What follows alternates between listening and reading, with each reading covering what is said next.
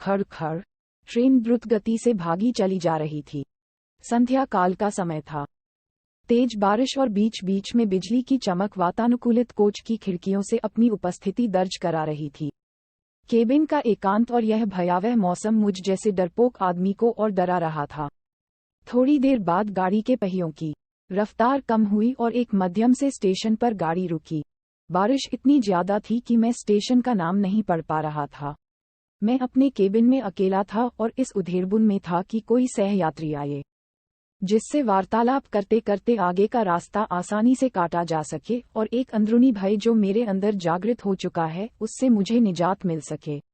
तभी किसी ने केबिन का दरवाजा खटखटाया और एक शांत सा दिखने वाला व्यक्ति केबिन में दाखिल हुआ। अपना सामान आदि व्यवस्थित करने के बाद वो मेरी तरफ देखकर मुस्कुराया और मेरी तरफ हाथ आगे बढ़कर उसने अपना परिचय दिया।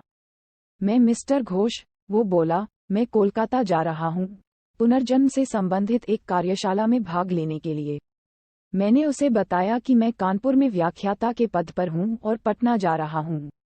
उसने कुछ खाने का सामान निकाला और मुझसे भी खाने हेतु आग्रह किया, किंतु मैं बहुत ही सशंकित व्यक्तित्व का प्राणी।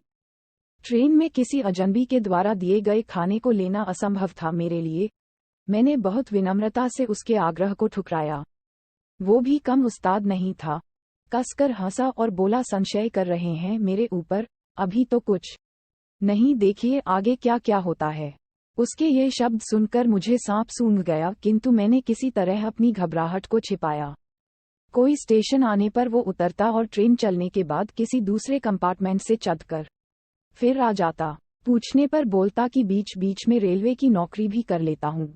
थोड़ी देर बाद मैं और वह विभिन्न विषयों पर चर्चा करने लगे। उसने पुनर्जन्म से संबंधित बातें प्रारंभ की और पुनर्जन्म को अंधविश्वास बताया।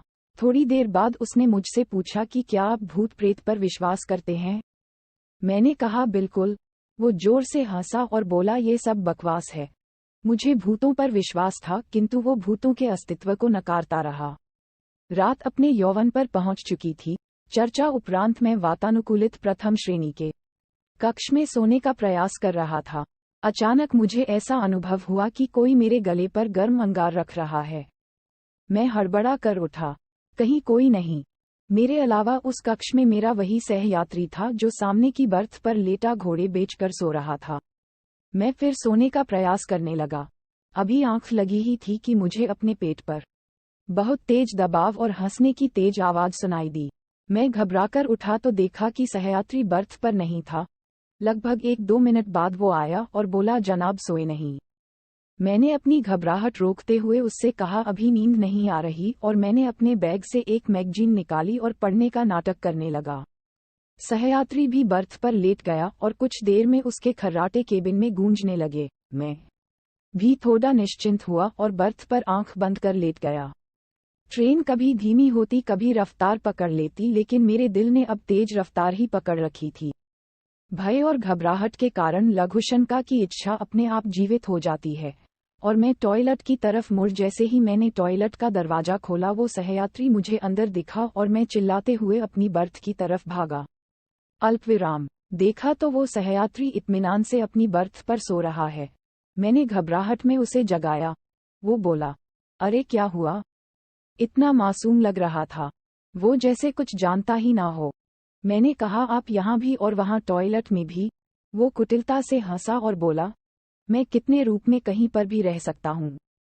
घबराहट के मारे मैं पसीने से तर-बतर, बिल्कुल निर्जीव सा खड़ा उसके सामने। वो बोला, तुम्हें भूतों पर विश्वास था ना?